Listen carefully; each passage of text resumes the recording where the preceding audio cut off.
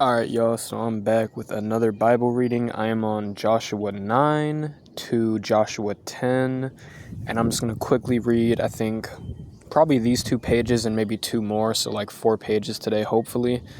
I'll see how the first couple of pages go, and then we'll see. Oh, okay, well, no, okay, I didn't lose my place. We're back, I think. Yeah, I think, okay. The page just flipped, but I think we're okay.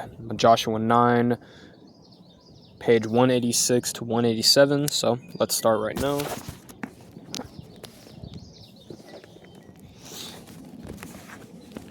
Across the valley went out early the next morning and attacked at the plain of Arba, but of course he didn't realize that there was an ambush behind the city. Joshua and the Israeli army fled across the wilderness as though badly beaten, and all the soldiers in the city were called out to chase after them.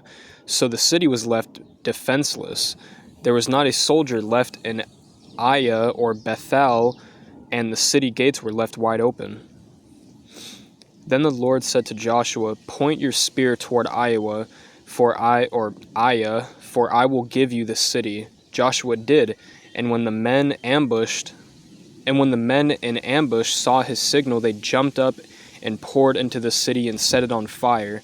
When the men of Ai looked behind them, smoke from the city was filling the sky, and they had nowhere to go.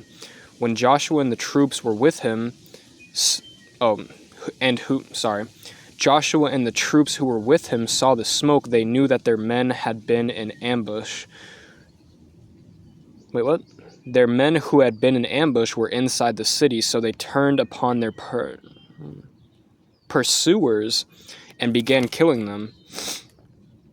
Then the Israelis who were inside the city came out and began destroying the enemy from the rear. So the men of Ai were caught in a trap, and all of them died. Not one man survived or escaped, except for the king of Ai, who was conquered and brought to Joshua. When the army of Israel had finished slaughtering all the men outside the city, they went back to finish off everyone left inside. So the entire population of Ai, 12,000 in all, was wiped out in a day.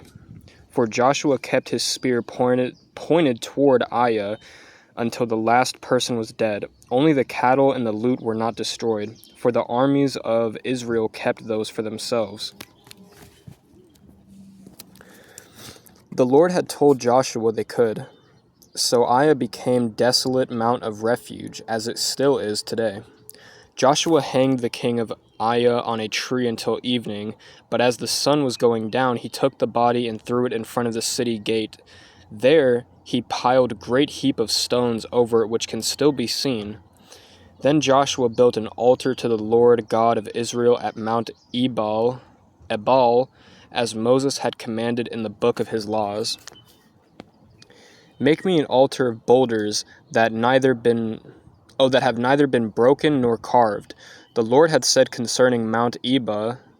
Then the priests offered burnt sacrifices and peace offerings to the Lord on the altar.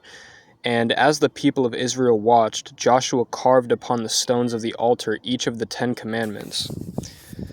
Then all of the people of Israel, including the elders, officers, judges, and the foreigners living among them, divided into 2 groups, half of them standing at the foot of Mount Gerizim and half at the foot of Mount Ebal. Between them stood the priests with the ark, ready to pronounce their blessings. This was all done in accordance with the instructions given long before by Moses. Joshua then read to them all the statements of blessings and curses that Moses had written in the book of God's law. Every commandment Moses had ever given was read before the entire assembly, including the women and the children, the foreigners who lived among the Israelis. When the king of the surrounding area heard what had happened to Jericho, they quickly combined their armies to fight for the lives against Jericho. Joshua and the Israelis. These were the kings of the nations west of the Jordan River along the shores of the Mediterranean, as far north as the Lebanon Mountains. The Hittites, Amorites, Canaanites, Perizzites, Hivites, and Jubilees. Again, I'm not too good on all these names, but that's okay. But when the people of Gibeon heard what had happened to Jericho and Ai, they reported to trickery to save themselves. Oh, they resorted to trickery to save themselves. They sent ambassadors to Joshua, wearing worn-out clothing as though from a long journey, with patched shoes, weather-worn sandbags on their donkeys, old patched wineskins, and dry moldy bread. When they arrived at the camp of Israel and Galilee, they told Joshua that the men of Israel, we have come from distant land to ask for peace treaty with you. The Israelis replied to the Hivites, "How do we know you don't live nearby? For if you do, we cannot make a treaty with you." Oh. Okay, I'll continue this video here in a second.